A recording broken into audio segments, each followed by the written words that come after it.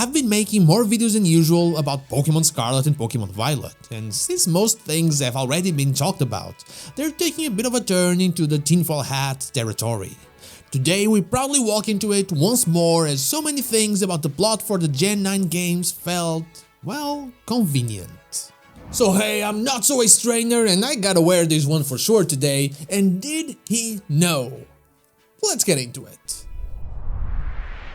Before we begin, I want to thank my YouTube member Dash Plays and my Twitch subscribers Anubis here, Redsamnegi, Zanes222, Nightshades and Lazarix. Thank you so much for going the extra mile and helping make my content possible. And now, onto the video.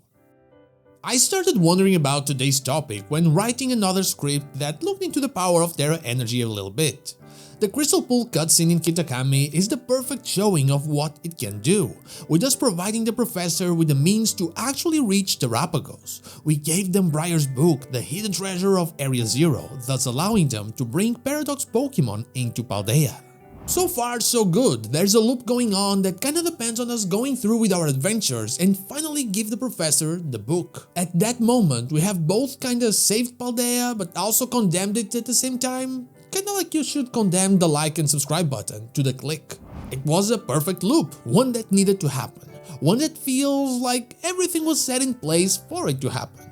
Clavell shows up at our home, offering us a starter Pokemon, something that almost no other students in the region who are from the same academy as us seem to have. Then we meet Nemona, a champion-ranked trainer who decided to lower her power level in order to battle us, almost as if she was trying to train us. I mean, if she really wanted a challenge, she could just talk to the Elite Four, talk to La Primera, maybe the gym leaders. I'm sure something could be arranged. But no, she kinda just wanted us, she kinda trained us. We then meet Koraidon or Miraidon, a key piece of the puzzle in a very convenient way as well, and give them a sandwich, one that powers up the Pokemon. Like we come to find out that Herba Mystica sandwiches, the ones from Arvan, can do. Could ours also have had some Herba Mystica in it? It was made by our mom, but it would kinda be strange for her to have it since we just arrived in Paldea, or at least we're kinda new there. Unless Clavell gave it to her as a welcome gift.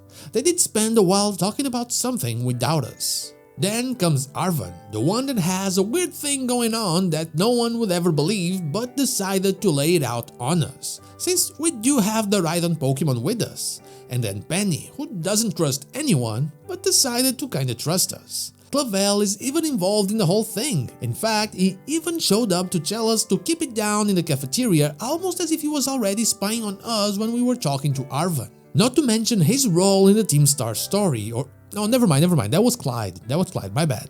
It felt like all the pieces were set in place by him, as if he knew that something had to be done to close the loop without knowing there was a loop, maybe, or Area Zero and Paldea would be in danger. We know that he was in contact with the professors, but he does question himself, wondering if Sada or Turo actually managed to accomplish their goals. So he kinda knows there is a problem, it just doesn't know the full extent of the whole thing.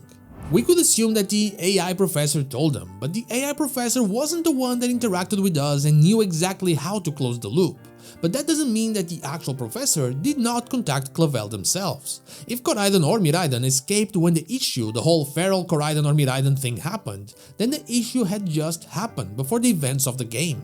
And even if it had happened a while ago and the Rhydon Pokemon took a while to be able to escape from the crater, the power of Terra energy could make sure that the professor was able to contact Clavell even without direct contact.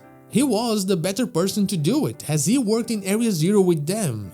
Even without knowing exactly what it did or the true powers of Terra energy, he had some understanding of it. I know this is barely even a theory, as we don't really have real evidence for anything. But the events of the game had to happen in a specific way, and even the DLC had to work in a specific way for us to meet Kieran, Carmine and Briar, and then be invited to the Blueberry Academy and eventually deliver the hidden treasure of Area Zero to the professor in order to complete the loop. Blueberry Academy that actually is owned by a friend of Clavell.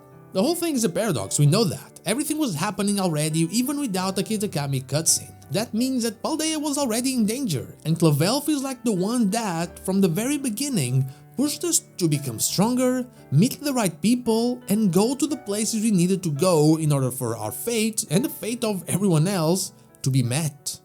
And that is all I have for you today, a way too crazy theory about Clavell actually knowing more than we thought he knew. But what about you? Do you have any crazy theories about Scarlet and Violet? Let me know in the comments down below.